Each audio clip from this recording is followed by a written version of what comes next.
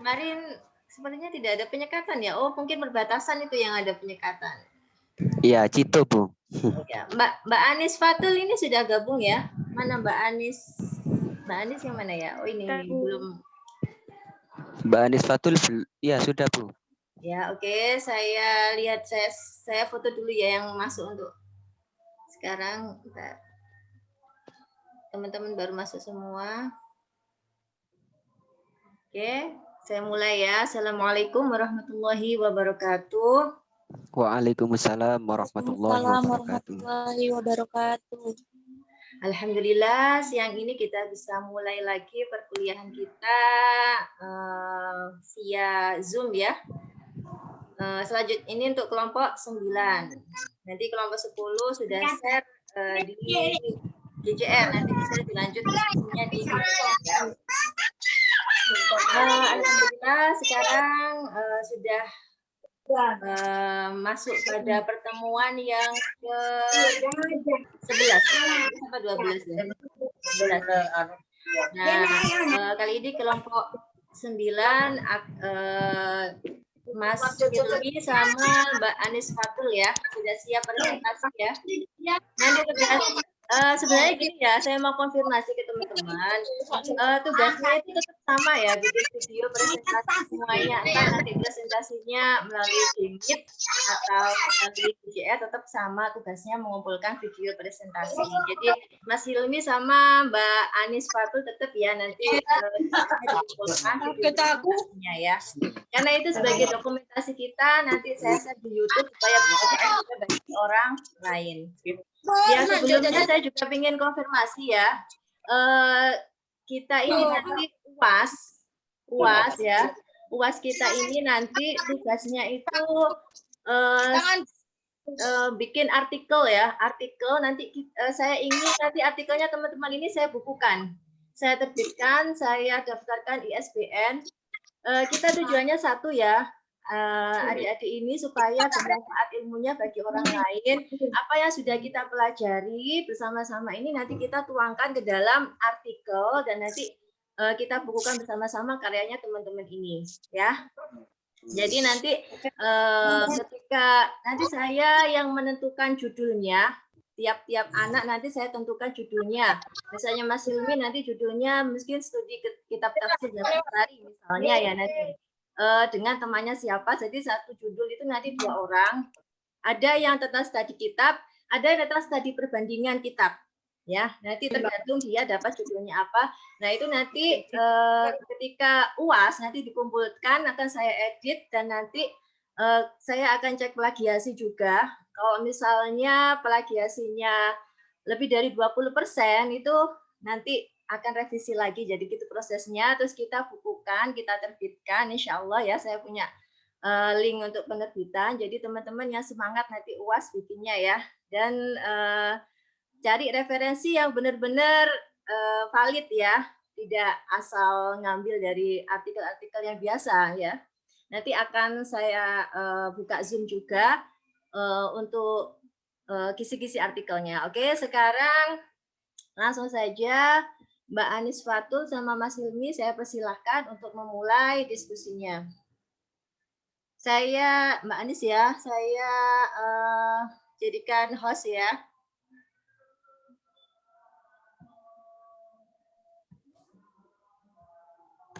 Silakan dimulai. Monggo Mbak Anis dimulai. Oke, sebentar.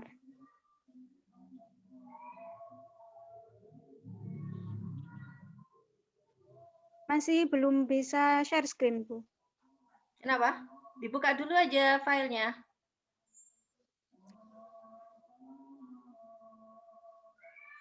Tulisannya di sini hanya host yang bisa berbagi layar, Bu. Saya sudah jadikan host sampean, Mbak Anis. Mbak Anis sudah jadi hostnya. Silakan, bisa. Maaf, Bu, mungkin terkendala sinyal. Oh, gitu ya. Belum bisa, Bu. Belum bisa. Sebentar. Mana punyanya Mbak Anis Fatul ya? Saya bukakan punyanya sampean ini ya. Sampean bisa kembalikan saya jadi mic host-nya, Mbak.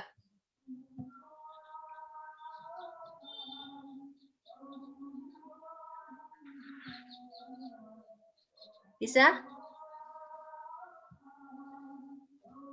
Enggak bisa, Bu. Di saya soalnya saya belum jadi host. Oh, Septi, kok Septi ya yang Mbak Septi, Mbak Septi. Padahal saya mencet Anis ini tadi. Mbak Septi mana, Mbak Septi? Nggih, Bu. Ya coba sampean jadikan Mbak Anis Fatul hostnya ya. Bisa? Oh, nggih, Bu. Ya, Bentar. ya. Tadi salah pencet berarti.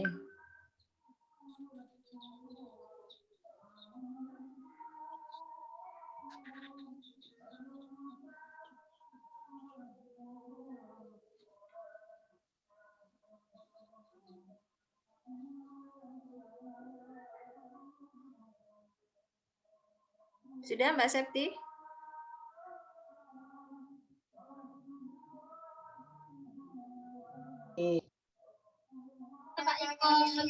Sampun, Ibu. Oh sudah Mbak Anis, silakan Mbak Anis, sudah.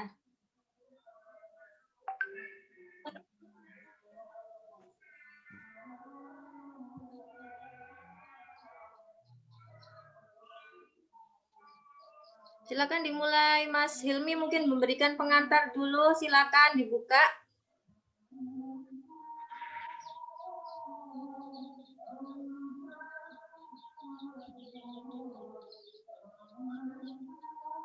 Ya.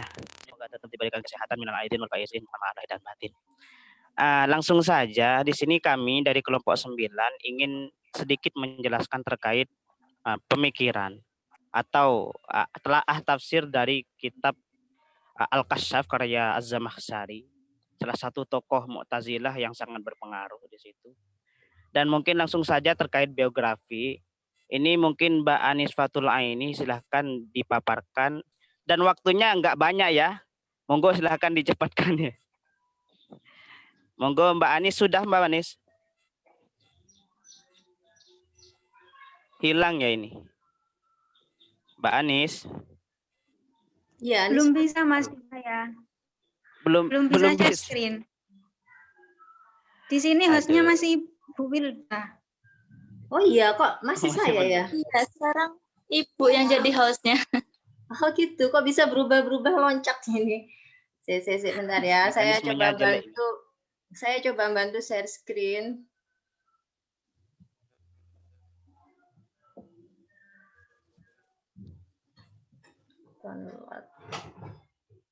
Tidak apa-apa, teruskan saja, nggak apa-apa. Sambil menunggu. Sambil menunggu Mbak Anis, karena bagian biografi monggo dipaparkan terkait ya, silakan. Presentasinya. Monggo.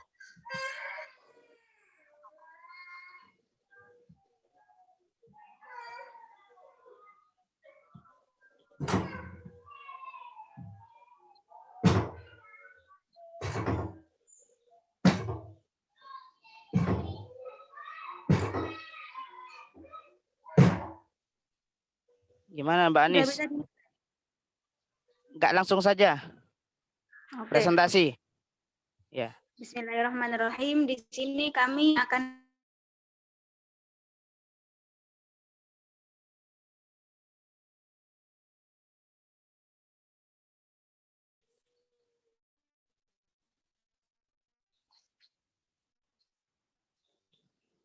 Hilang sinyal, Bu.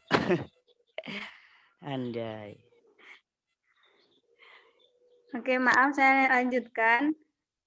Kami akan sedikit menjelaskan mengenai kitab Al-Kasyaf karya Zamakhsyari. Jadi di pembahasan pertama ada biografi Zamakhsyari. Nama lengkap beliau adalah Abdul Qasim Jarullah Mahmud ibnu Umar ibnu Muhammad ibnu Ahmad Az-Zamakhsyari. Namun ada orang lain yang mengungkapkan bahwa nama lengkap beliau adalah Muhammad ibnu Umar ibnu Muhammad ibnu Ahmad Az-Zamakhsyari Al-Khawarizm. Beliau lahir di Zamakhsyar, sebuah kota di Khawarizm atau Turkistan, dan lahir pada hari Rabu 27 Rajab 467 Hijriah atau 18 Maret 1000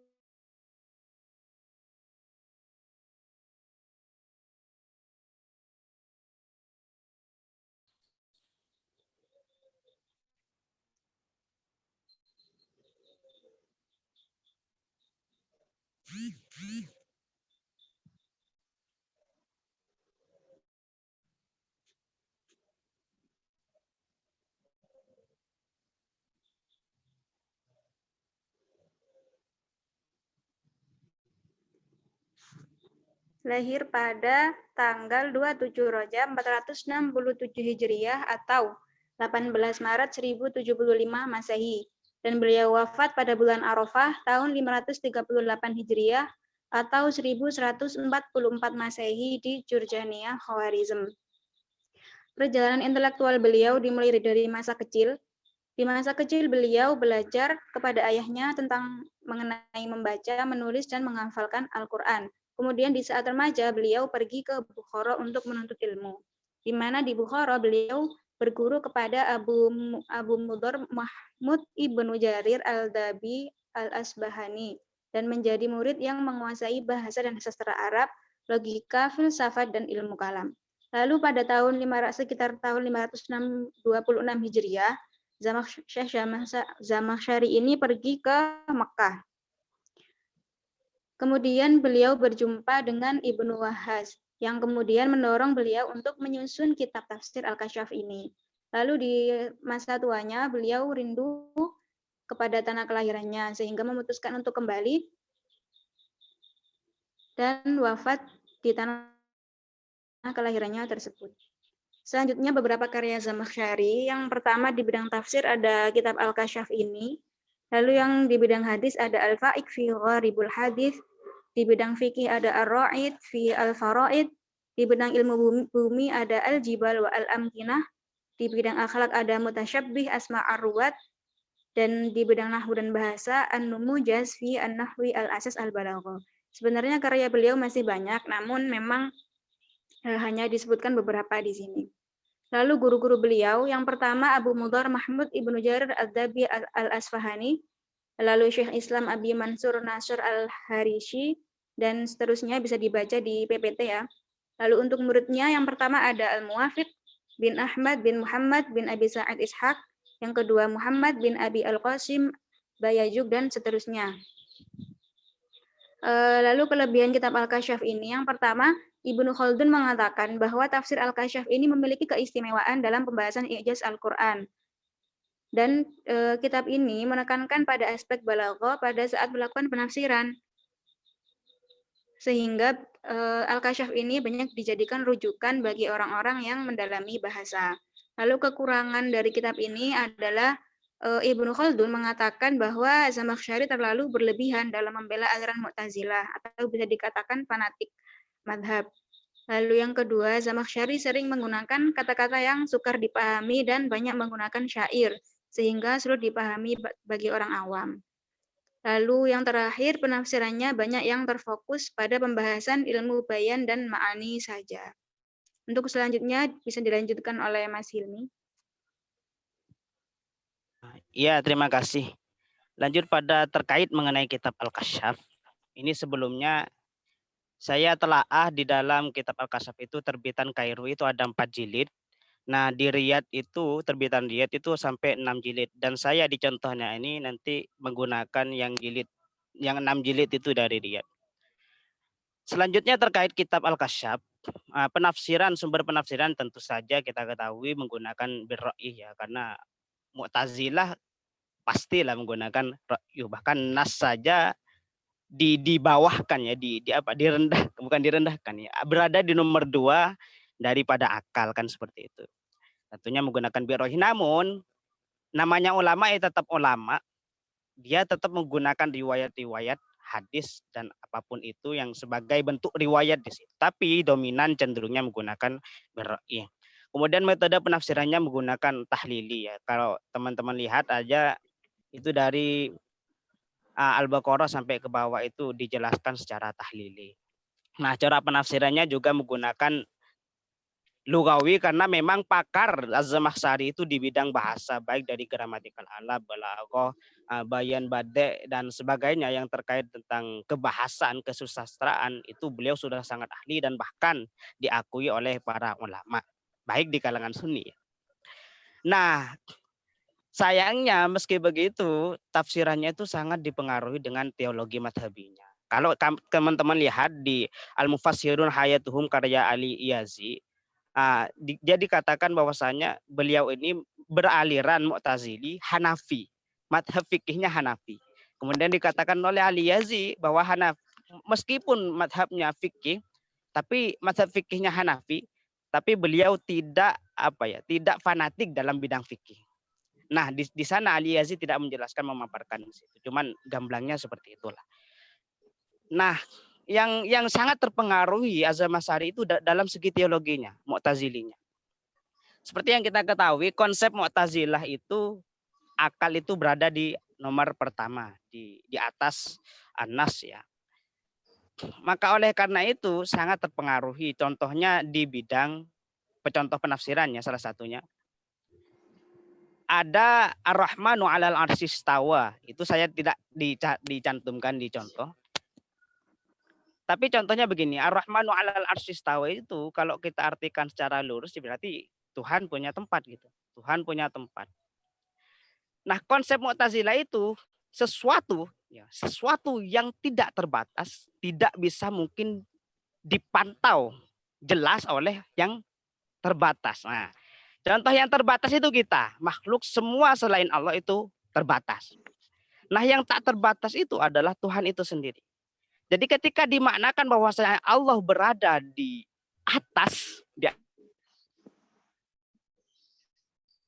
atas kursi, maka ini berarti terlihat oleh yang tidak terbatas. Nah, itu muhal adanya, mustahil adanya. Maka oleh karena itu Az-Zamakhsyari menggunakan jalan lain dengan istilah kinayah.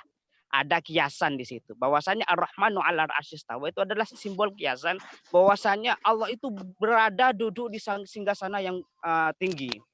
Jadi artinya di situ adalah simbol bahwasanya Allah itu tinggi dan menjadi pemimpin dari semua makhluk yang ada. Itu maksudnya dari Ar-Rahmanu 'alal 'arsy istawa versi Az-Zamakhsyari. Ada makna kinayah. Nah, ini sudah kental ya lugawinya, ada makna kinayah di situ. Kemudian contoh penafsiran di sini saya melihat ada sebenarnya kata yadun, ini tajassum ya, istilahnya tajassum, penyamaan antara Tuhan dengan makhluknya. Istilah. Kan ada di dalam Al-Quran itu yadullah, yadi, yadak, biyadikal khair kan. Itu bahkan diteliti ada 8 kata, kosakata yang terkait kata yadun. Namun saya sebagai contoh penafsirannya, saya mengambil 3 saja. Yang pertama itu, kalau nggak salah ini surat Shad ayat 75, teman-teman bisa lihat. Qala ya iblis ma mana'aka an tasjuda lima khalaqtu biyadai astakbarta astakbarta am kunta minal alin qala anna khairun minhu khalaqtani min nar wa khalaqtahu min tin. Ini kita langsung pada penafsirannya. Saya bacakan. Fa in qulta ma wajahu qawlihi khalaqtu biyadai qultu qad sabaqa lana anna dal yadaini yubashiru aktsaru amalihi bi yadayhi fa wala bal amalu bil yadaini ala sa'idil amal allati tubashiru bi ghairihima. Jadi maksudnya di sini bahwa dengan kedua tangan saja itu Tuhan Allah itu bisa melakukan apa saja. Maksud yang dikatakan oleh Az-Zamakhsyari adalah dia punya kekuasaan hanya sekedar itu. Bukan karena dengan ini kan kalau dilihat, wahai iblis, apa yang menghalangi kamu tidak bersujud terhadap ciptaan yang telah aku buat dengan tanganku sendiri. Yang dikatakan oleh Az-Zamakhsyari, yadai itu adalah kekuasaanku. Karena berusaha menunjukkan bahwasanya dengan 2 tangan saja, faqalabul amalu bil yadain ala sa'iril amal. Semua dengan 2 tangan saja dia bisa melakukan apapun. Nah, teman-teman yang mungkin bisa mahir dalam hal ini bisa di komen ya, karena saya bacanya kurang terlalu tepat. Tapi maksudnya di situ seperti itu. Maksud dari surat Shad ayat 75 ini penunjukan bahwasanya Allah itu kuasa walaupun dengan kata yadain itu. Yadain dengan 2 tangan. Kemudian ada penafsiran ini kalau nggak salah ada di surat Al-Imran nggak salah. Biyadikal khair, qulillahumma malikal mulki tu'til mulka man tasya, itu kan ada di bawahnya biyadikal khair, menggunakan yadun. Nah, ini perbedaannya tidak sama ditafsirkan sesuai dengan kata yad pada surat As-Shad ayat 75. Ini dikatakan fadzukirul khairu duna syarri. Nah, di pada yadikal khair itu syarruhnya gak dijelasin. Biadikal khairi wasyarri, tapi disebutkan yadikal khair saja. Yadikal khair. Apa maksudnya? Li'annal kalama innama waqa'a fil khairi alladhi yasuquhu ilal mu'minin wa huwa alladhi angkarathul kafaratu. Faqalla biyadikal khair tu'tihi awliya'aka ala ragmin min a'da'ika wali anna kulla af'alillahi ta'ala min nafi'in wa dharrin sadirun 'anil hikmah wal maslahah fa huwa khairun kulluhu. Ini maksudnya adalah dikatakan bahwa yang dimaksud di sini adalah perbuatan. Perbuatan yang baik. Yang dimana orang mukmin itu diajak untuk berpikir ke situ. Yang maksud mukmin di sini adalah orang yang tidak mengingkari Tuhan, mukmin.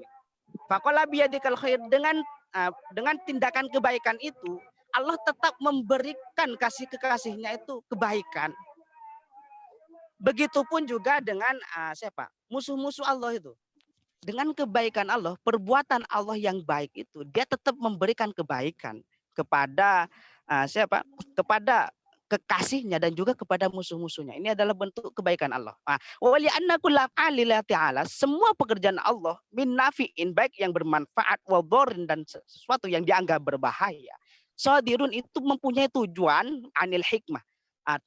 Hikmah, ada kebijakan terbaik di situ dan maslahat di situ. Jadi semua yang dianggap baik yang bermanfaat atau yang tidak, itu semuanya mengandung maslahat dan hikmah.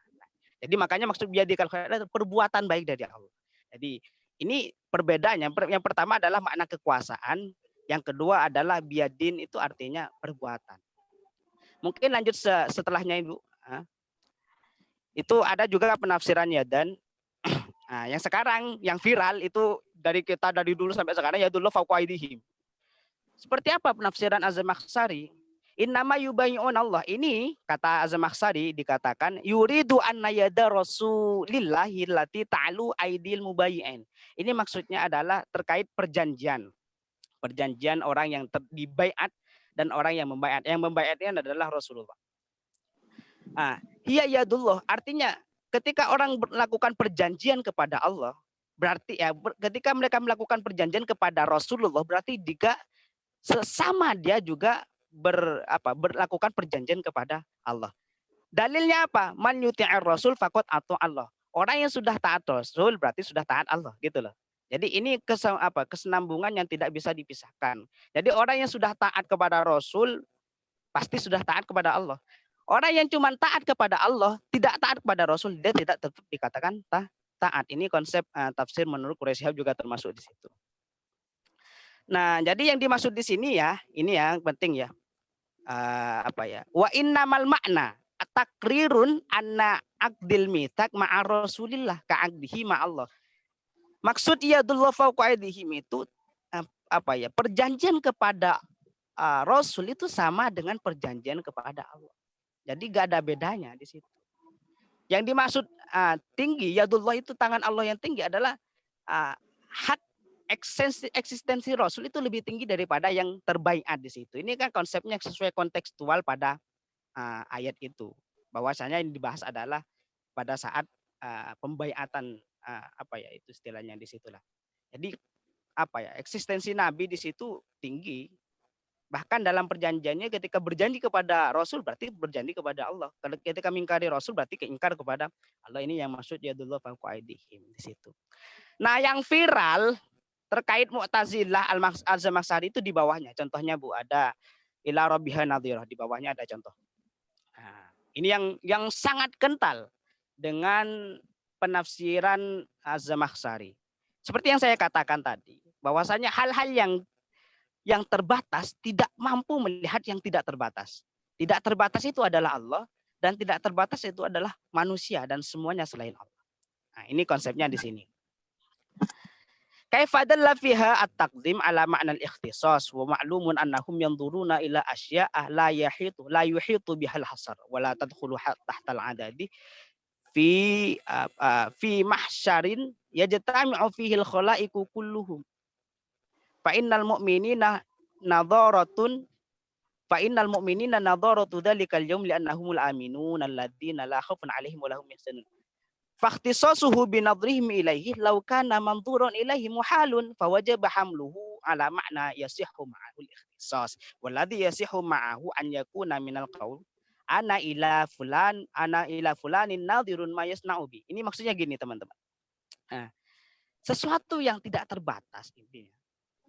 Sesuatu yang tidak terbatas tidak bisa mungkin melihat yang sesuatu yang terbatas tidak bisa mungkin melihat yang tidak terbatas. Jadi konteks ayat di sini adalah ketika manusia sudah berada di padang mahsyar, di akhirat. Gitu loh. Nah, orang-orang yang berseri, wujuhu yaumaidin nadhirah, wajah-wajah yang berseri menurut Az-Zamakhsyari adalah turidu makna tawakku warroja. Makna apa ya? Makna menunggu dan berharap, bukan melihat Allah. Karena tidak mungkin orang itu, manusia baik yang di dunia ataupun di akhirat itu tidak bisa melihat Allah. Karena konsep itu di awal, bahwasanya yang terbatas tidak bisa mungkin melihat yang tak terbatas gitu. Ini sesuai, itu sebenarnya ada penjelasan lebih lanjut. La yadrikul absar, ini Al-Qur'an surat Al-An'am ya. La yadrikul absar, la yudrikul absar, la yudrikuhul absar, wa huwa yudrikul absar, wa huwal latiful khabir. Bahwasanya Allah itu tidak bisa dilihat dan Allah Maha melihat. Nah, gitu loh intinya. Dan Allah Maha teliti. Antara ila rabbihha nadhirah dengan la yudrikuhul absar wa huwa yudrikul absar wa huwal latiful khabir. Kan seperti itu. Nah, makanya dengan alasan seperti itu dan sesuai konsep Mu'tazilah, Az-Zamakhsyari mengatakan ya sesuatu yang terbatas mana bisa mungkin melihat yang tidak terbatas, yaitu Allah, kan gitu. Maka dari itu, yang dimaksud di situ adalah at-tawakku warroja.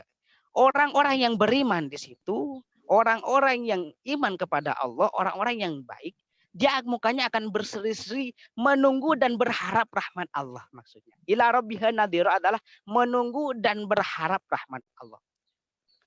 Jadi tidak diartikan secara tekstual ayat pada saat itu. Dan ini menjadi kontroversi yang sangat kental antara Ahlus Sunnah wal Jamaah dengan Mu'tazilah. Mungkin seperti itu. Terima kasih.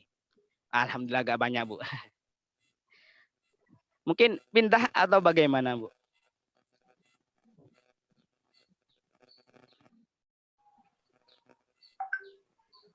Terima kasih yang disampaikan Mas Hilmi sama Mbak Anis Fatul ada ya? Masih ada? Mbak Anis? Iya Bu, ada. Oke. Silakan Mbak Anis ditawarkan ke temannya barangkali ada yang belum paham atau ada yang perlu ditanggapi, dikomentari. Silakan buka pertanyaan. Baik, sampai sini mungkin dari teman-teman ada pertanyaan atau mungkin tambahan, silahkan.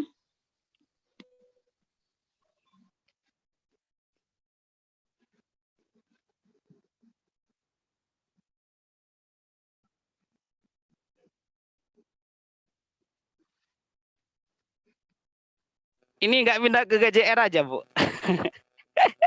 Saya agak gimana kalau ditanya di sini. Iya, makanya saya bisa membandingkan ya antara Zoom langsung seperti ini sama di GCR itu berbeda. Kalau di GCR mereka itu lebih lebih tereksplorasi apa unek-uneknya gitu. Memang kalau kita itu memang sudah wajar ya bahwa setiap personal itu memiliki kepribadian masing-masing, ada yang memang terbuka, ada yang tertutup. Jadi saya lihat kalau di GCR itu pertanyaan banyak sekali. Ayo silakan, nggak apa-apa. 1, 2 pertanyaan silakan. Kalau enggak ya lanjut di GCR, tidak apa-apa pertanyaannya. Tapi belum ada share-sharean dari kelompok 9 ini soalnya. Udah sebagai syarat 2 pertanyaan aja lah cukup. Silakan, Mas Jamil ini atau Mbak Inas biasanya. Ya saya lihat itu Mbak Inas, Mbak Ananur ini juga sering bertanya. Silakan, Mas Ubaidillah. Iya, Bu.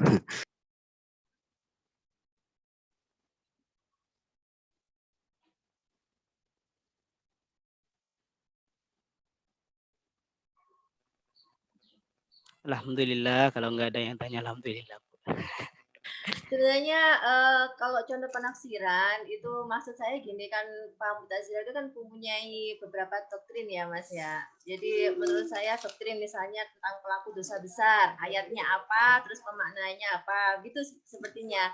Jadi kalau misalnya ya ayat atau tangan itu nanti masuk kategori doktrin yang mana nanti bisa dikasih ya di pengantarnya contoh penafsiran ya Mas ya, tentang doktrin yang mana, terus ila rabbiyal nadhira itu tadi ya. Masuk ke kategori doktrin yang apa? Gimana Mas Hilmi? Ya, itu kan sebenarnya pertentangan bahwasannya di akhirat nanti orang Ahlussunnah wal Jamaah itu sepakat bahwasannya orang itu kalau sudah ada di surga ya pasti ngelihat Allah dan itu nikmat terbesar. Itu kita sepakat sebagai Ahlussunni. Nah, Mu'tazilah itu berbeda di situ, Bu. Bahwasanya pola berpikirnya adalah sesuatu yang tadi itu yang terbatas mana mungkin bisa terlihat, melihat yang tidak terbatas itu, maka diubah penafsirannya. Masukkan ke kisinya ya, contoh penafsiran tentang ya kisi-kisinya termasuk terbatas dan ketidak terbatas. Maksudnya pemahaman doktrinnya Mu'tazilah itu sampean berikan ke PowerPoint-nya itu nanti. Ya. Nah, iya Bu. Itu sangat menarik sebenarnya kalau kita melihat Mu'tazilah itu, Bu. Bahwasanya kecondongan berpikirnya itu lebih kental dan saya mungkin sangat terpengaruh dengan itu. Karena lebih sepakat hal-hal yang tanpa menghilangkan nas ya, tanpa menghilangkan nas.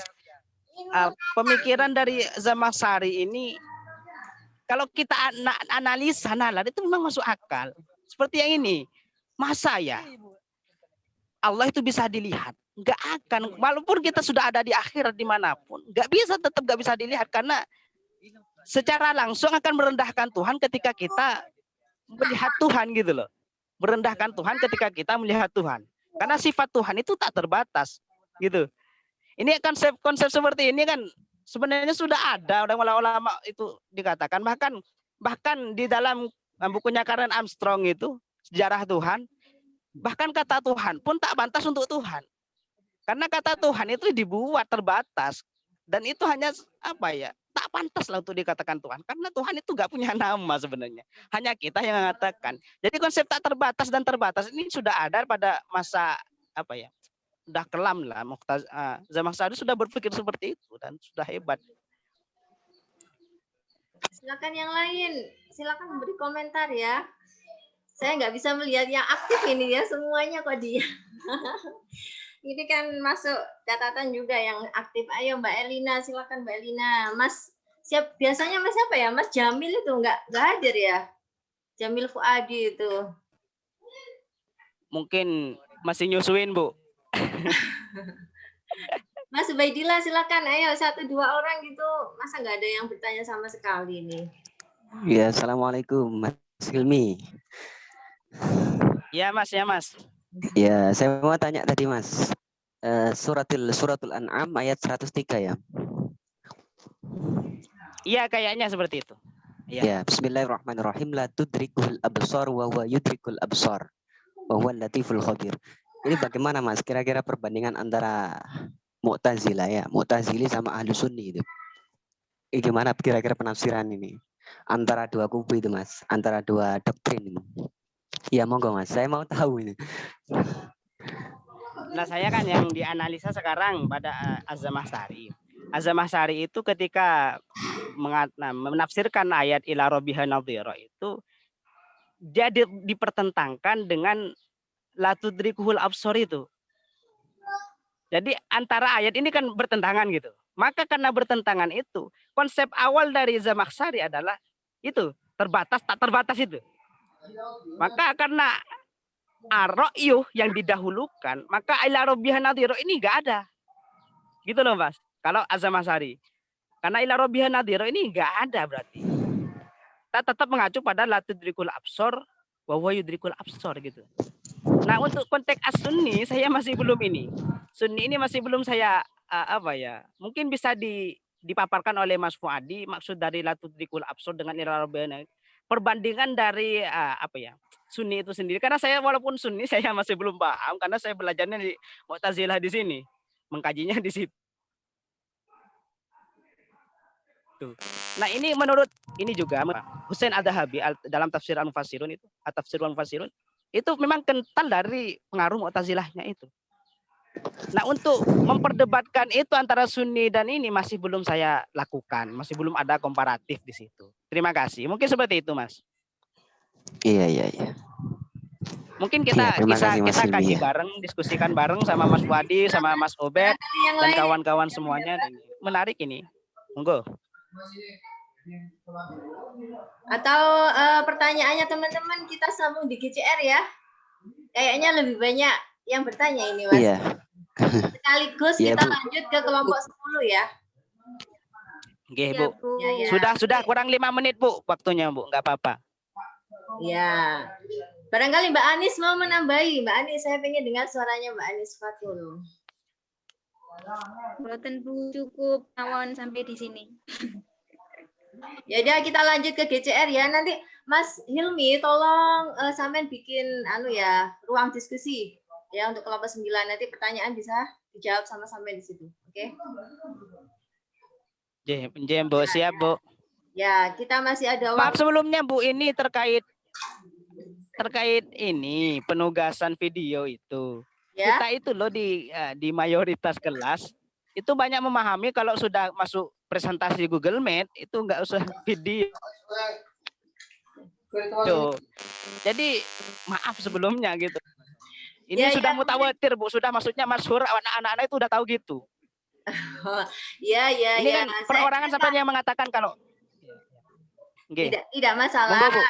Tapi tetap ya dibikin ya. Atau nanti sampai bisa misalnya Zooman sama Mbak Anis terus direkam bisa. Tujuan saya itu supaya kita bisa dokumentasi tentang kegiatan pembelajaran kita. Terus saya simpan, saya arsip. Terus nanti bisa berarti hasil Zoom gitu. Hasil Zoom ini nggak apa-apa dikirim, Bu.